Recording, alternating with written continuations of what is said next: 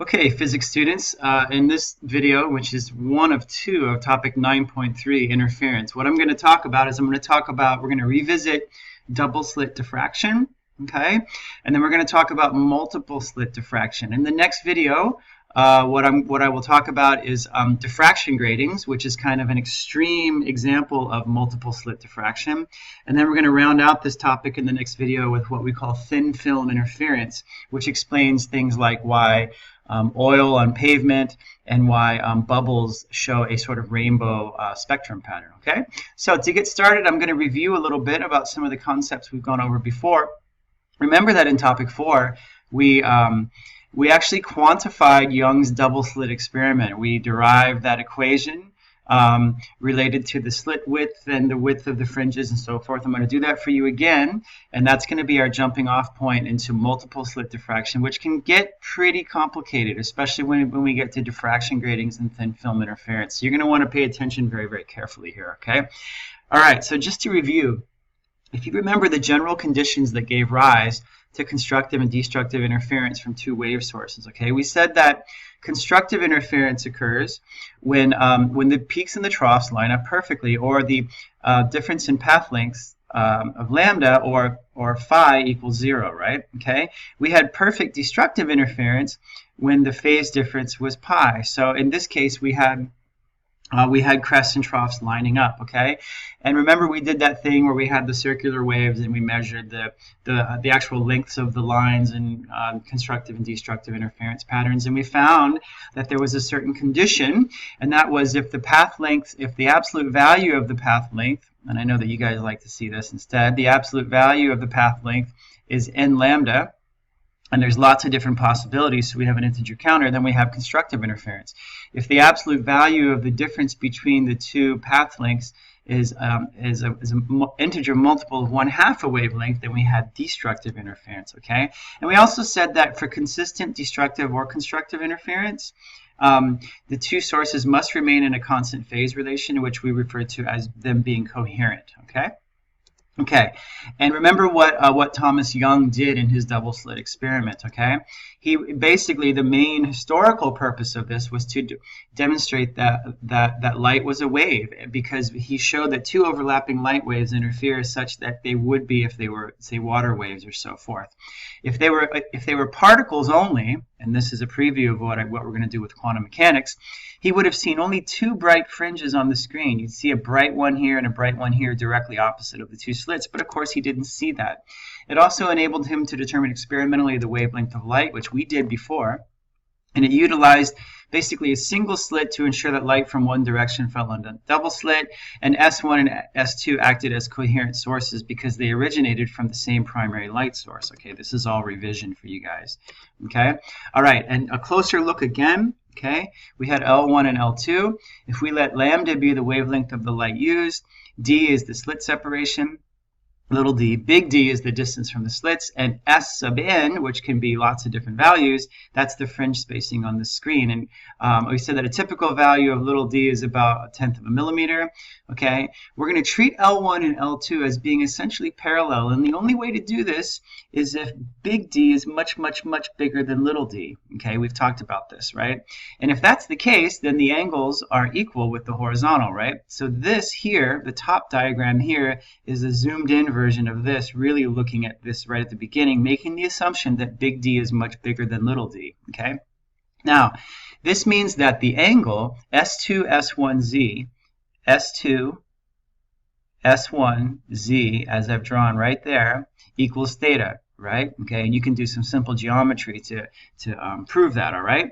Now, delta L is going to be this length right here, right? Okay, which is going to be the absolute value of L1 minus L2, or L2 minus L1, it doesn't matter. That's going to be S2 times Z. And that is equal to D sine theta of this triangle right here, okay, where D is the hypotenuse, little d is the hypotenuse, S2Z is the opposite side. So the sine of theta is going to be opposite over hypotenuse, which is S2Z over D rearranged, okay? And remember, for constructive interference, we had this being the case, right? All right. Okay, therefore, delta L, if I just rearrange and do some mathematical finesse here, algebraic manipulation, I get that S2Z equals d sine theta. Well, that's also equal to n lambda, okay? And in fact, your data booklet gives it to you as this. So n lambda equals d sine theta, okay? Okay, now theta is very, very small. So the sine of theta is approximately equal to the tangent of theta, which is approximately equal to theta. And notice that theta increases for every integer n as you fan outwards from the central maximum, okay? So there's an nth pattern here. So the tangent of theta equals the sine of theta. I'm converting the approximately equal signs to equal signs. And this is going to be Sn over d, okay, where I really am treating this like a triangle now, okay? All right, so since d sine theta equals n lambda from before, okay, all I do is I just rearrange this for S sub n, and I get that S sub n, which is the actual distance along the screen on the other side, is equal to the distance between the slits in the screen, big D, times n times lambda all over d. And of course, this is the equation that we used in our data booklet last time. Okay, so you guys are familiar with this, and really you should be aware that there's an integer counter n involved in there, although in reality we really only consider the first fringe on either side, which of course is n equals 1, as you see over here. Remember, the central fringe would be n equals 0. Okay, now if you remember intensity in double slit patterns, I'm going to spend quite a bit of time talking about this, okay? All right, we had bright fringes that were all equally bright, but we made a big assumption, and that big assumption was that the slit widths were of negligible size, okay, which is kind of not a great term in physics. It's not really precise or accurate to say negligible without sort of quantifying it. Anyway, kind of interesting. You have an angle from the screen, and here I have the angle in degrees. You could do it just as well, do it in radians. You'd see the same pattern. Once again, the vertical axes, the units are arbitrary, okay? Turns out that when I have a smaller slit separation, in other words, when this variable little d is smaller, obviously, the fringe spacing on the screen, S, will be greater. So it actually spreads them out, okay? Now, if the slits are of negligible size and you have to keep track of the difference between the slit widths, which we saw before as B, and the distance between the slits, which is little d, okay? If they're of negligible size, they're all going to be the same brightness, okay? In both cases here, we have the same brightness and the same fringe separation, okay, consistently as you go off from the side. Now, the difference between graph 1 and graph 2 is that the fringe separation is different, of course, but within each graph itself, that fringe separation, as you go along the negative and positive x-axes, it doesn't change, okay? It's very important for you to know, okay? Okay, now I'm going to talk about what if the slit width is non-negligible, which is reality, right? Okay, so in this case, in the graph that we just saw before, we had that the slit separation was 8 times the wavelength, okay? And we were saying that the slit width was approximately 0, and we saw this pattern right here, okay? Now, again, for the same slit separation as being 8 times the wavelength, now if we have a slit width which is 3 times the wavelength, we see a much more different and frankly more interesting pattern, okay?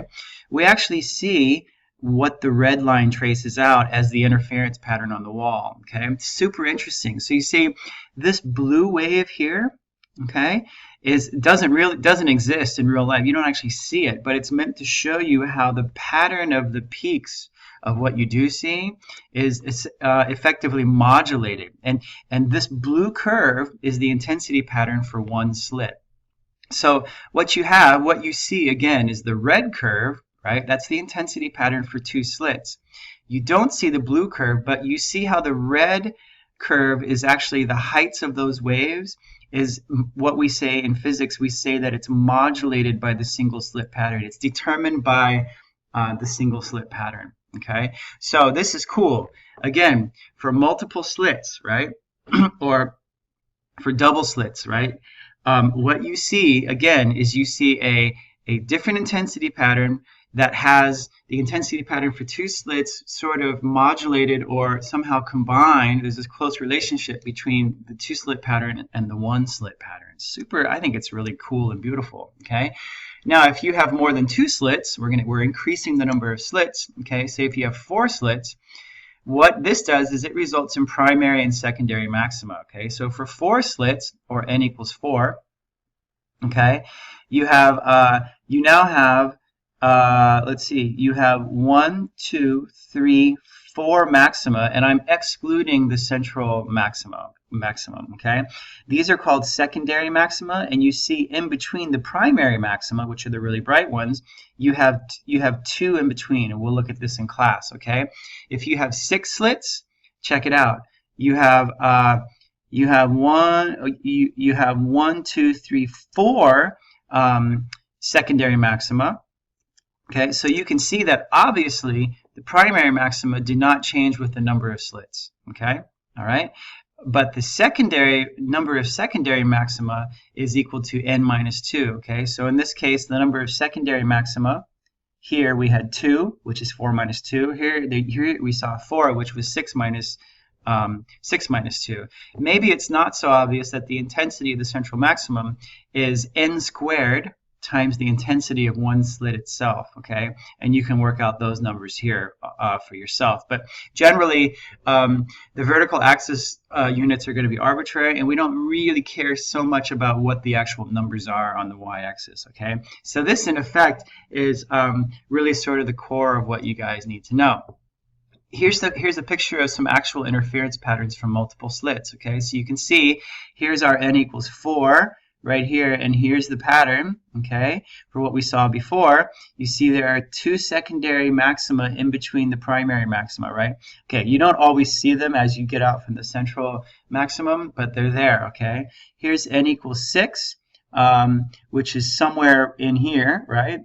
Notice that when you get to high numbers of m, it gets much more difficult to see the secondary maxima in between the primary maxima, but they're there, okay? And under the right conditions, you'll be able to see them, okay?